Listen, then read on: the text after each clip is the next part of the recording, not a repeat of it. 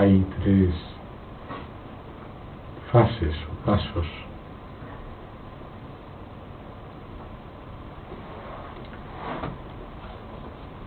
en el conocimiento de uno mismo.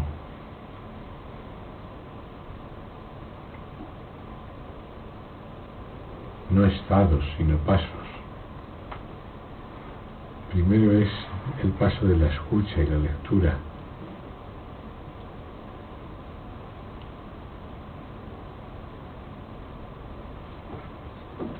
El segundo es la consideración, el propio pensamiento de uno al respecto de lo que ha escuchado o leído. El tercero es ya sentarse a meditar y a tratar de ver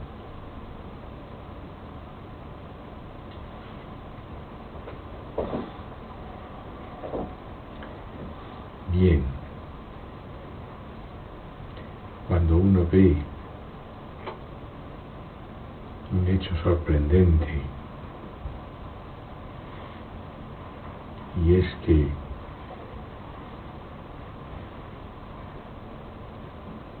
con la aparición de lo que se llama yo, en cuanto lo que se llama yo aparece el mundo, el universo entero. Y si yo desaparece, el universo entero desaparece también. Cuando uno ha constatado esto,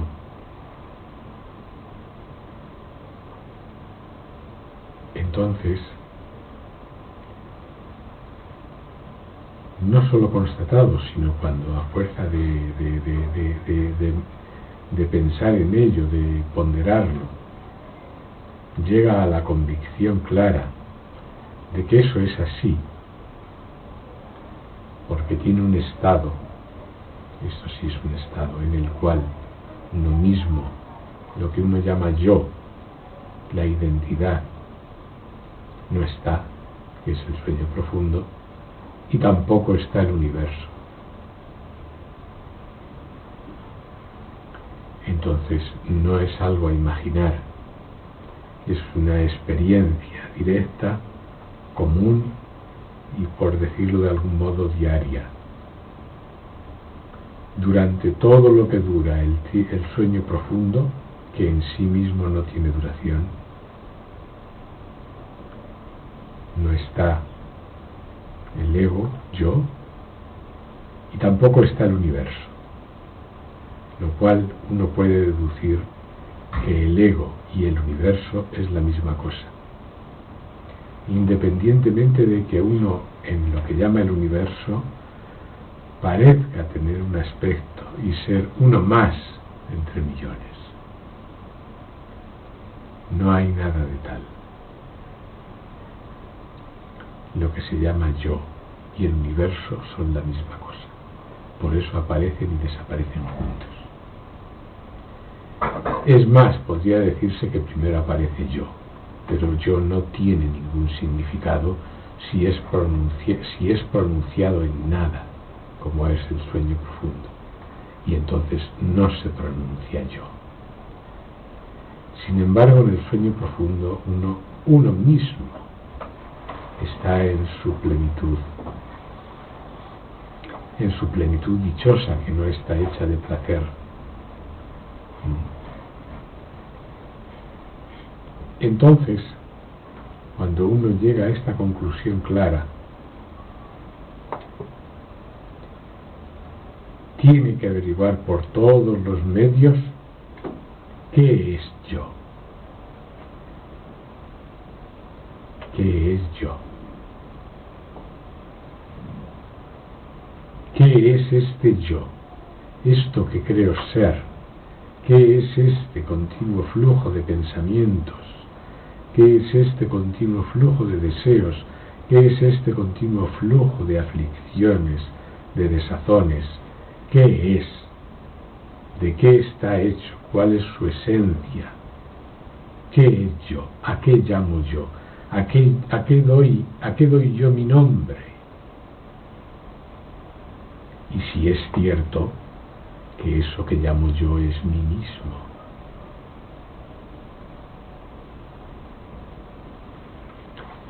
Entonces eso ya es una indagación, que es un cuarto paso.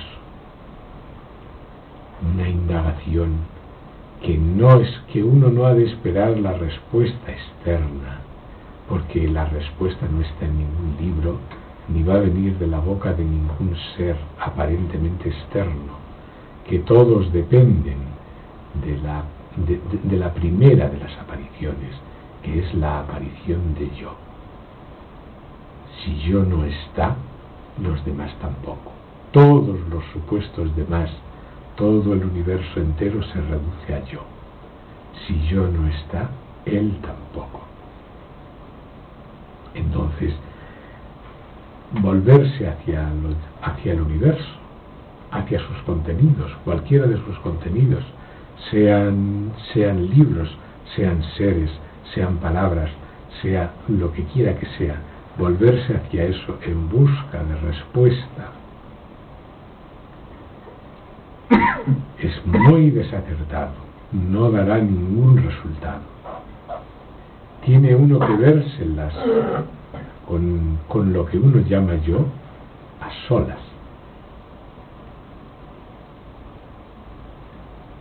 De ahí viene, como decía el miércoles, esta proposición, esta clara explicación de estas proposiciones indias de las que hablaba el Sri Ramana, cuando se usa la proposición tú eres eso, cuando esa proposición es escuchada,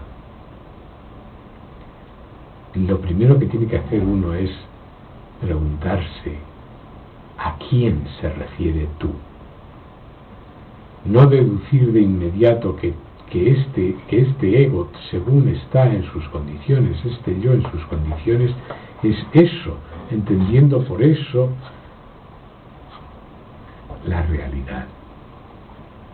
No, sino preguntarse mucho más, ese tú que aparece en la proposición tú eres eso, dirigido a mí, ¿qué nombra? ¿Está nombrando a este yo? ¿Está nombrando a este ego? ¿A qué nombra ese tú? Y de ahí viene la proposición fundamental del Sri Ramana, que es ¿quién soy yo? ¿Qué significa? En cuanto uno escucha decir tú, antes de seguir escuchando eres eso, su disposición ha de ser, en cuanto escucha tú, ¿quién? ¿A quién se refiere tú? ¿A quién? ¿Se refiere a esto que conozco yo como yo? ¿Se refiere a este nudo de aflicción que conozco yo como yo? E inmediatamente uno, si uno es sincero y diestro, se dará cuenta de que eso que uno llama yo no existe, no es nada más que un conjunto de pensamientos, nada más que un conjunto de identidades completamente falsas. Si sigue indagando, ya no con muchas palabras, sino hecho una sola interrogación, ¿quién? ¿Quién?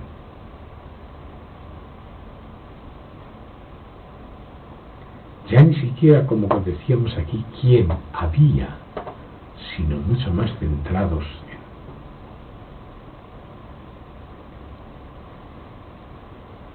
en no proyectar ninguna supuesta realidad, ni verdadera ni falsa, fuera de lo que es uno mismo.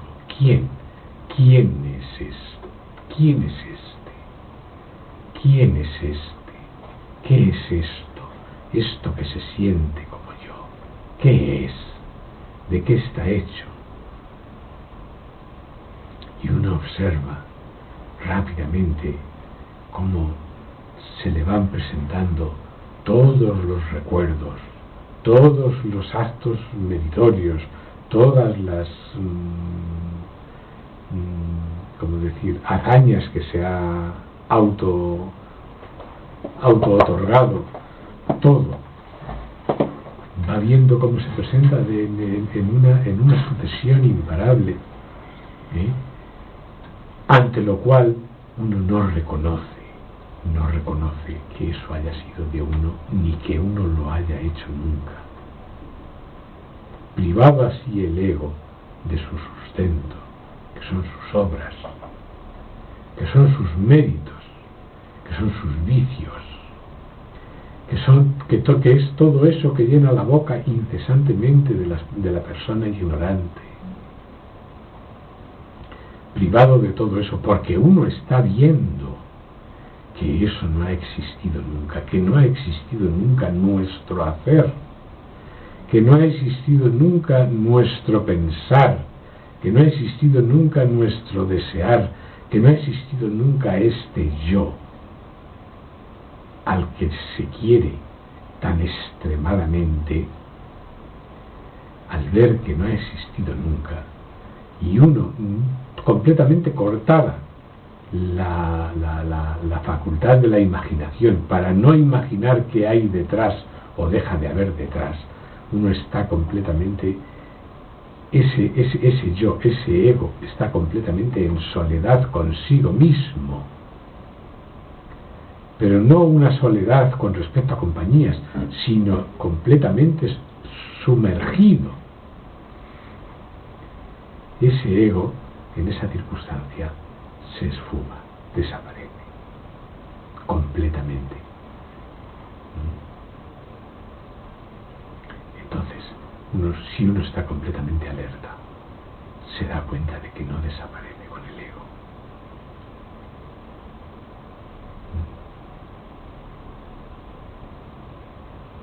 De ahí viene esa proposición. ¿Quién? Eso ya es indagación. Como se ha dicho al comienzo, lo primero es la escucha. Esto que está teniendo lugar ahora es una escucha. Y la lectura, leer los libros de supuestos sabios, primero es eso, escucha y lectura. Después, consideración de lo que se ha leído, consideración de lo que se ha escuchado. Si uno lo reconoce como verdadero y lo acepta, viene la contemplación de ello. Entonces, mucho más interno, mucho más intenso y mucho más claro lo ve dentro. Es verdad, es cierto. Si yo no aparece, el mundo no aparece. Si yo no aparece, la aflicción no aparece. Si yo no aparece, la experiencia no aparece. Si yo, ¿y qué es yo? ¿Qué es yo? Algo que realmente desaparece todos los días en el sueño profundo. No es mí mismo porque yo no desaparezco. Aquí cuando digo yo, no me queda más remedio. Si yo desaparece todos los días en el sueño profundo, no es mí mismo, porque mí mismo no desaparece. Entonces, cuando uno lo ve con toda claridad, se debe de centrar exclusivamente en observar con una indagación plena, preguntando, con una indagación intensa, total, ¿qué es este yo? Al cual tengo en tanta estima, ¿qué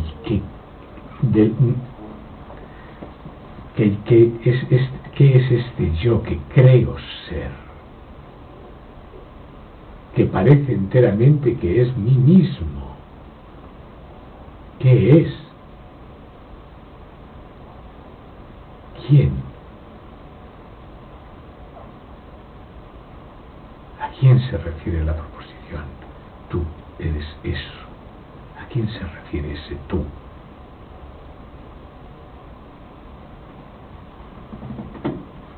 se refiere a lo que desaparece.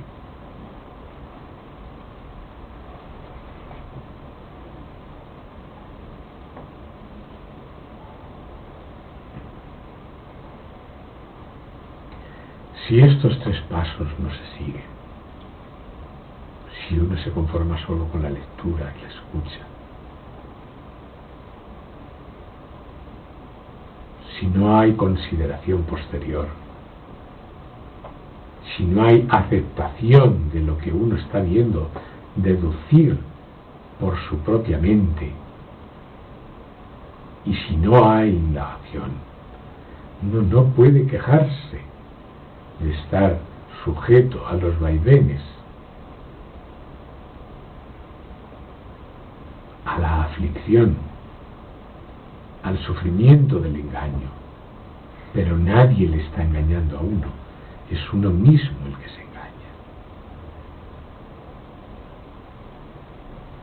Detrás de este ego hay una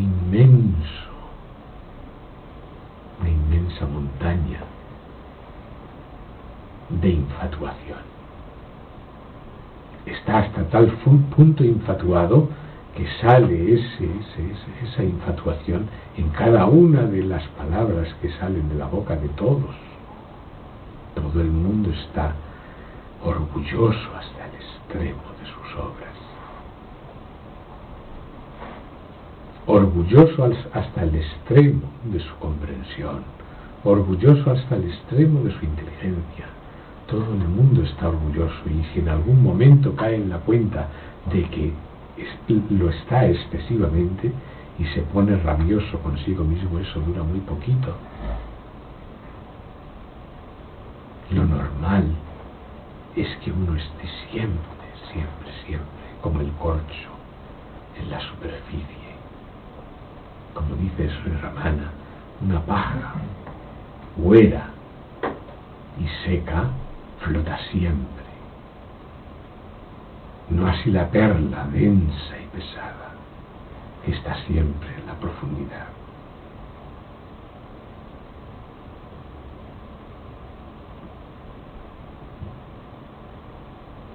Si uno se da cuenta, y es difícil darse cuenta, muy difícil, porque uno no tiene hábito, el hábito es perderse completamente en ensoñaciones completamente hueras, sin peso ninguno, como la paja, y permanecer en la superficie de su propia infatuación, de su propio orgullo del cuerpo, orgullo de obras que uno jamás ha hecho, que son debidas únicamente a las tendencias, orgullo de un aspecto, sea bello o sea lo que quiera, que uno no ha tenido jamás ni ha movido un dedo por él. Orgullo de cosas completamente insignificantes que llenan la boca continuamente y el pensamiento de uno. Y cuando uno se queda a solas, como todo eso es aire, todo eso está vano, todo eso está fuero, uno no tiene más que sufrimiento y angustia. ¿Por qué? Por todo el engaño, el autoengaño que tiene, que ha vertido sobre uno mismo, sobre su propia realidad. La mente es muy malévola. No voy a atribuir el engaño a lo que no tiene entidad. La mente no tiene entidad, es uno mismo el que escucha toda esa vaguedad de ideas sobre uno mismo y el que les presta atención. En vez de prestar atención a lo que es claro y evidente, presta atención a ensoñaciones completamente vanas. ¿Qué es claro y evidente? Pues que el ego y el universo donde él se desenvuelve y todos los seres entre los cuales nos gusta colocarnos para pelearnos con ellos o decir que los amamos, todos sin excepción, dependen de yo. Y yo es tiene tanta entidad, es tan grávido, es una cosa tan real, que llega a un estado, que es el estado de sueño profundo, y desaparece completamente. Yo y todos los habitantes del universo. No queda ni uno, ni sus grandes obras, ni sus maldades, ni nada.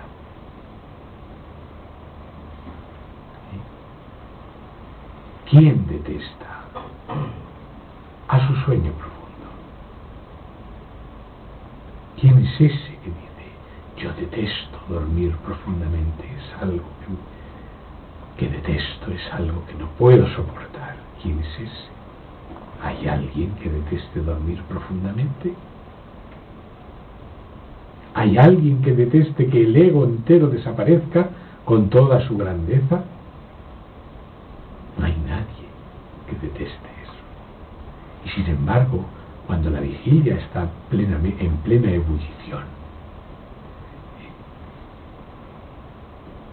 y todo parece ser, como se suele decir hoy día, un mundo de relaciones, donde las relaciones son todo, donde se observan todas esas tendencias a la ira, a lo que se llama amor, al deseo, a todo, de esa manera tan irracional e incontrolada, que nos lleva a extravíos. Sin embargo, cuando llega ese momento, todo el mundo cree, a pie juntillas, en la identidad falsa. Sí, yo soy yo. Y le ponen el nombre. Fulanito. Sí. Y estos son mis padres, y estos son mis hijos, y yo he hecho esto, y esto. Lo recuerdo muy bien. Nadie puede mentirme al respecto porque está clarísimo para mí en mi recuerdo.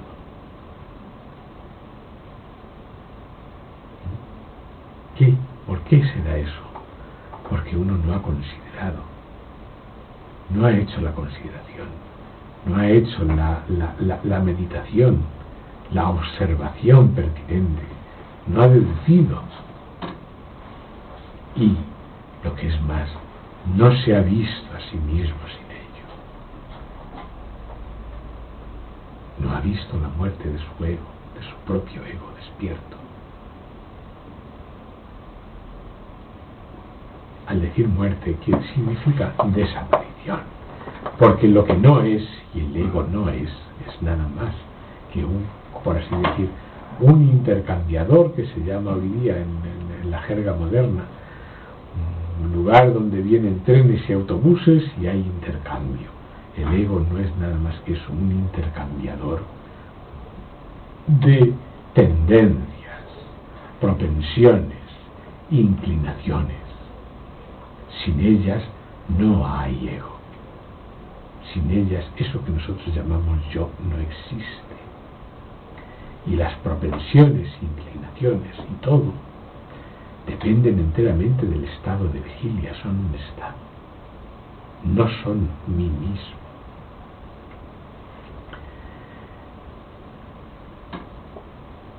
También de manera enrarecida aparecen en el sueño con sueño, pero no son mí mismo y desaparecen por completo con el intercambiador o ego en el sueño, en el sueño profundo sin sueños.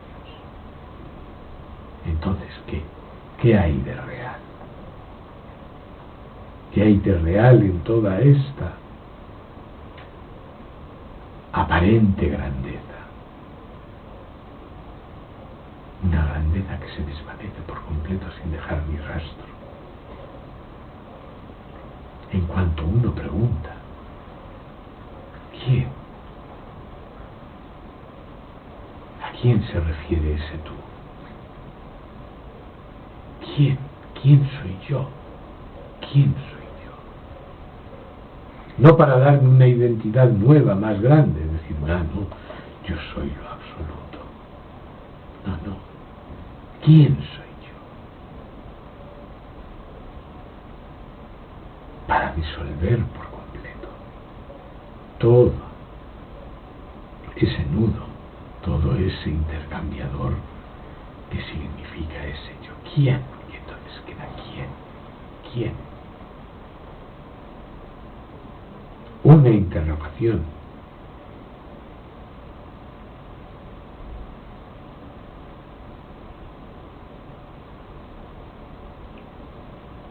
¿Cuál es la finalidad de esta indagación? Que brille por su propia naturaleza, la naturaleza real. Eso que es tan profundamente fresco en el sueño profundo.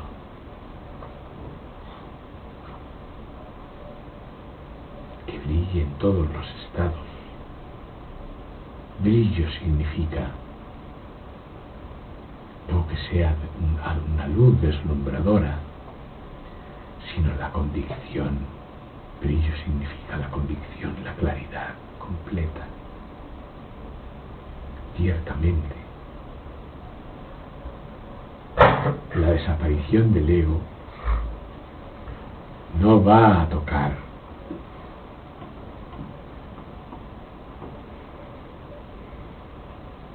el funcionamiento de la vigilia, del sueño con sueños y el sueño profundo. Pero sí con él va a desaparecer una gran obstrucción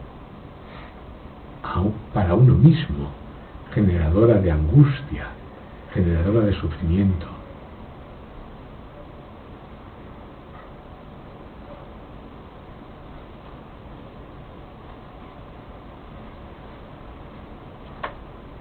Lo que uno es de verdad no es algo que uno haya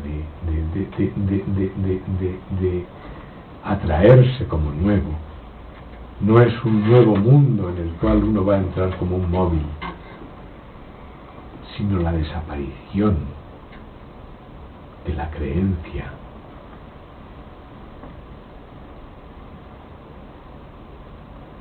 en esta identidad falsa.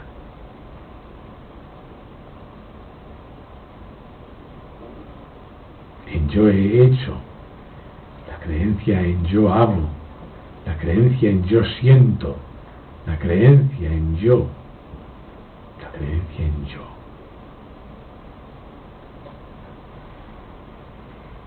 El otro día hablábamos de mío. Yo y mío van siempre juntos. Un yo sin un mío no existe. Por eso hablábamos de las grandes hazañas de yo, de sus grandes pensamientos, de sus relaciones, de toda esa infatuación. Quizá uno no la reconozca bien porque no piense, no ha hecho un escrutinio claro, no se ha dado cuenta cuán orgulloso, cuán infatuado está al decir yo hago, porque no está viendo al mismo tiempo que no hace nada y que no ha hecho nada nunca. Con la desaparición de yo, desaparece también esa necesidad de ser reconocido, que no es más que infatuación, porque el ego, la creencia en que yo hago, necesita ser reconocida. Y eso crea una miseria muy aguda, una dependencia, uno está siempre mendigando algo muy mísero. Y digo mísero en vez de miserable porque no es miserable, es mísero, significa siempre mendigando. Entonces, cuando uno no ve todo eso, cuando uno no ve actuar todo eso detrás de esa imponente fachada de yo, el resultado es que hay una gran angustia, un gran sufrimiento, porque es que uno no es nunca tratado como debiera, ya que el ego, el tratamiento que exige es que ser adorado, pero como al mismo tiempo es inexistente, aunque sea adorado, aunque se le dé,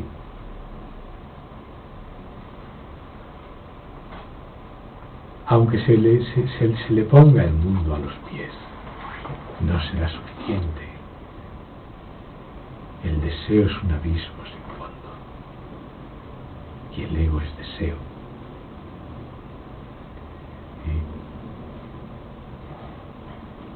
Todo eso opera, aunque uno no quiera, y solo puede ser disuelto a través de esa indagación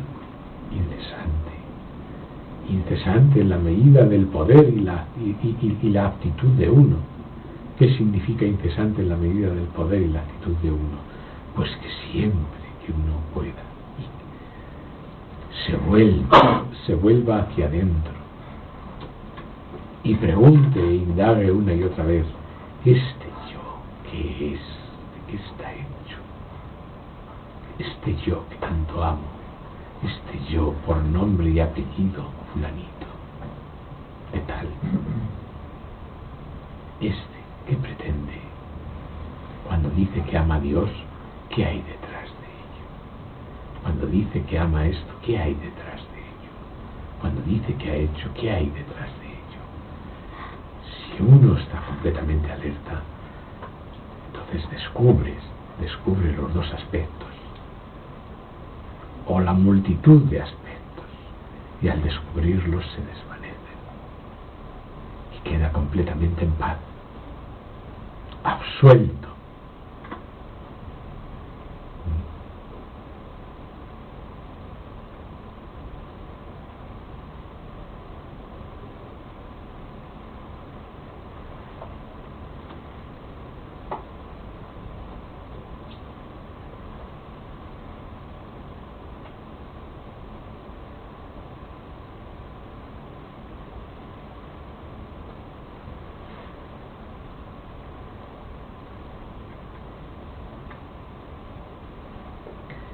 Siempre se dice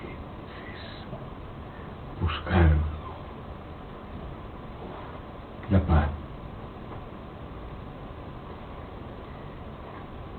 No está bien dicho buscar la paz, no está bien dicho. Mucho más hay que sorprender al ego en pleno funcionamiento, en todos sus aspectos. Sorprenderle, en ese mismo instante se disuelve, y la paz no hay que buscarla, porque la paz está en ese acto.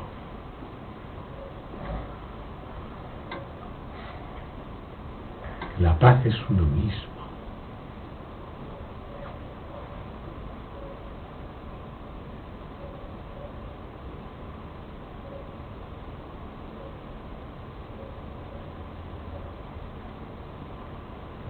Por eso he sentido el sufrimiento y la angustia,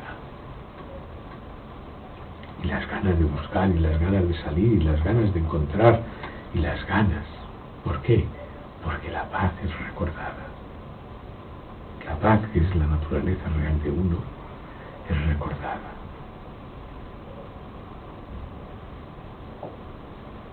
No puede ser olvidada jamás, y frente a ese recuerdo, la perturbación no puede no ser sentida como angustia.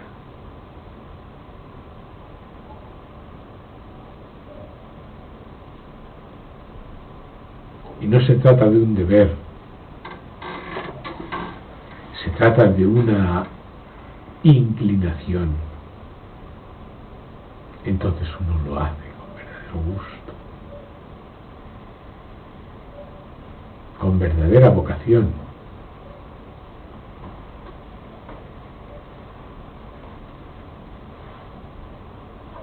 Y por eso se ha dicho que lo que se llama vía espiritual y la meta son la misma cosa, y que siendo la meta la paz, la vía espiritual es la paz misma también, siempre y cuando sea la vía espiritual real.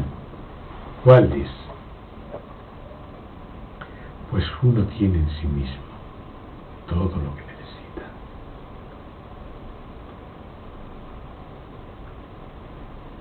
La atención. atención. Si la atención está despierta, descubre inmediatamente toda esa actividad que acabo de señalar.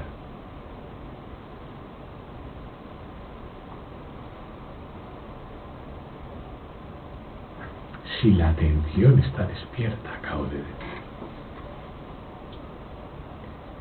¿Qué quiere decir? Una actitud completamente presente, inmutable,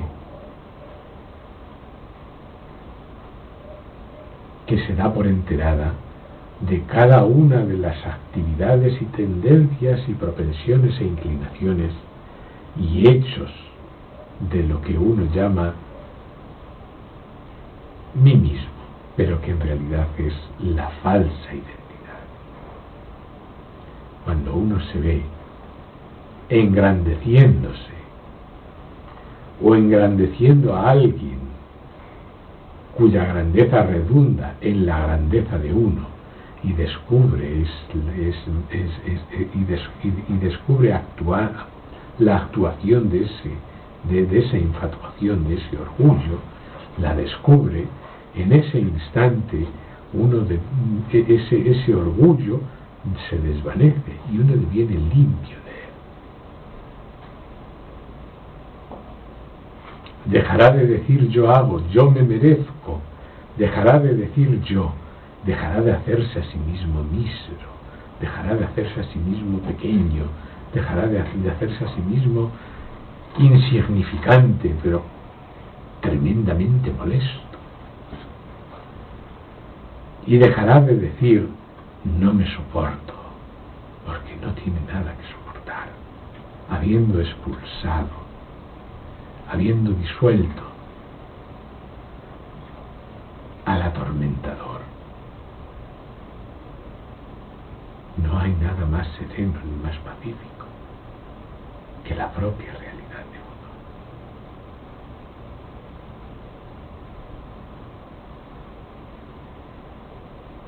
uno. Es una actividad muy agradecida,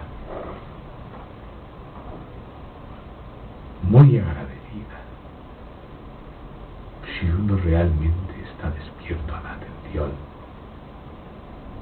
Es una actividad muy agradecida.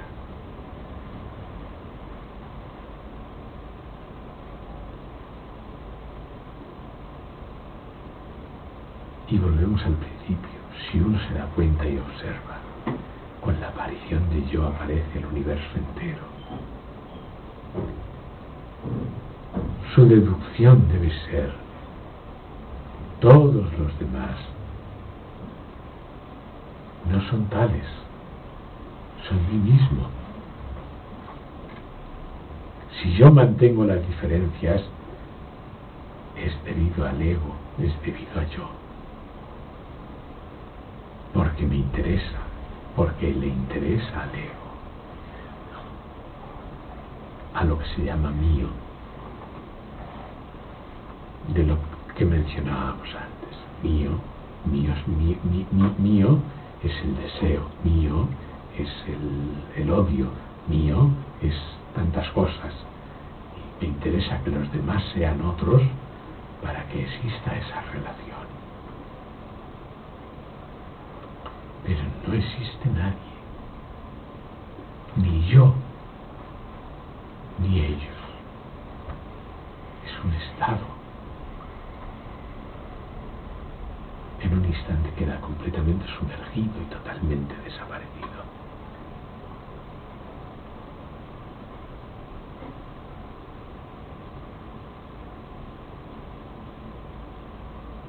La atención debe despertar. Autoatención. Autoatención significa una atención vuelta adentro, vuelta a toda la actividad mental, para sorprenderla y que en el acto de sorprenderla se disuelva. Si uno no tiene práctica, ya vendrá, pero tiene que tener decisión.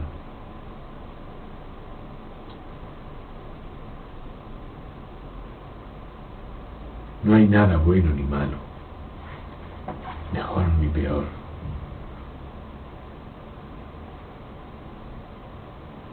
Todo es catalogado por la mente, por ese ego, en función de cada momento, por falta de atención.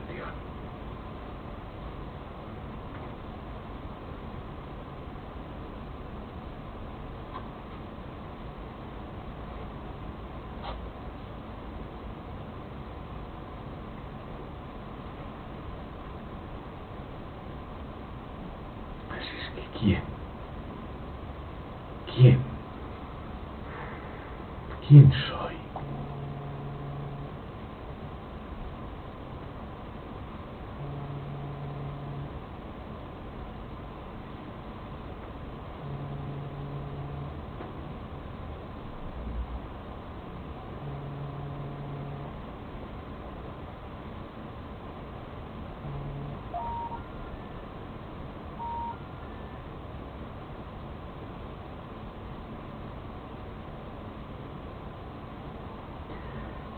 Que acabe completamente la búsqueda en el exterior. No hay nada fuera, nada. Que acabe completamente la búsqueda en los libros. No hay nada en los libros.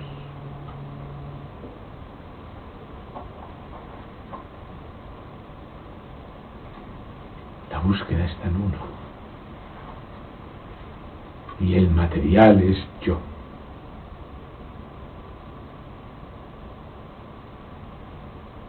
Material vivo.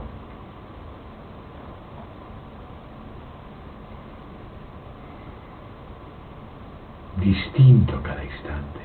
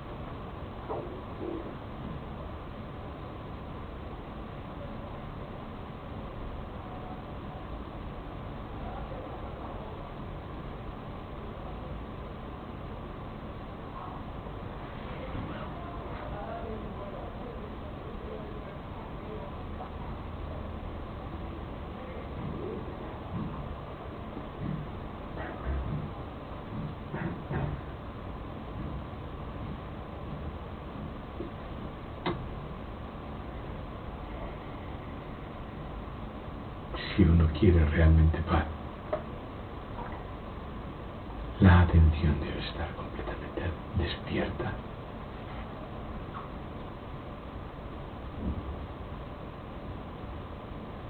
Y a disposición.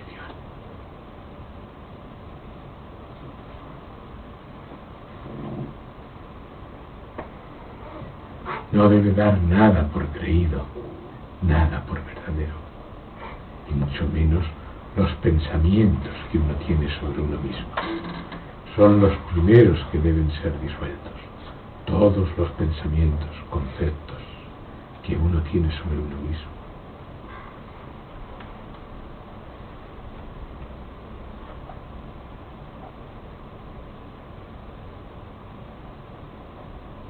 El concepto de que yo he nacido, el concepto de que yo soy una pobre criatura, el concepto de que a mí nunca me toca, el concepto de todos esos conceptos deben ser completamente disueltos y barridos. Eso solo lo puede hacer la atención. Porque esos conceptos actúan de manera continua.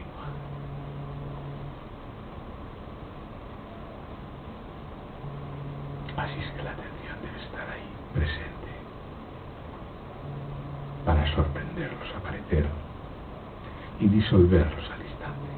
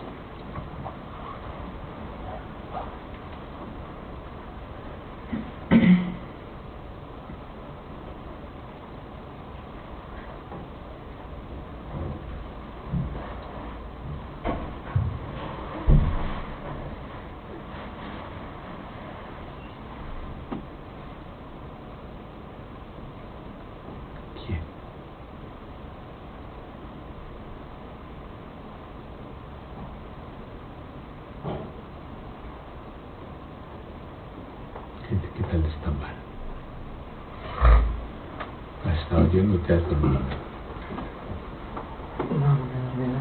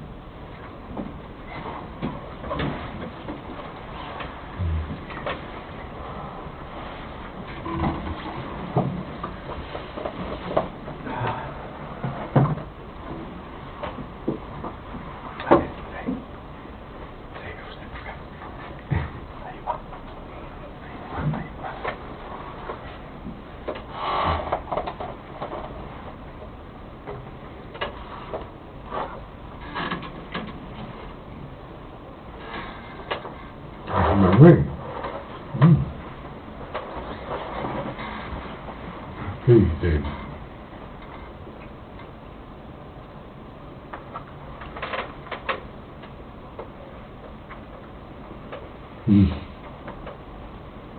¿Quién?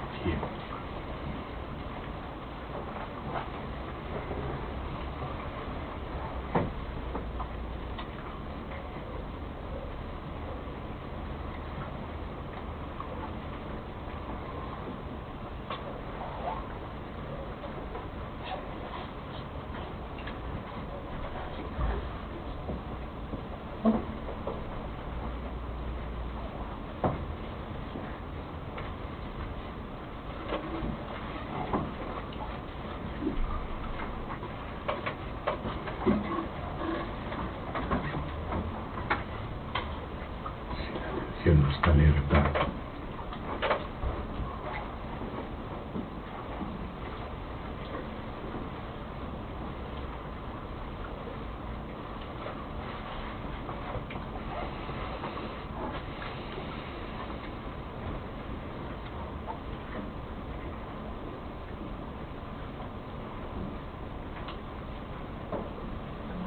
No puede uno sonreír, siempre tiene un ceño fruncido.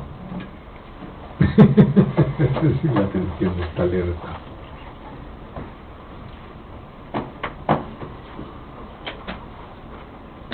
Siempre está tramando. Esto me convendría.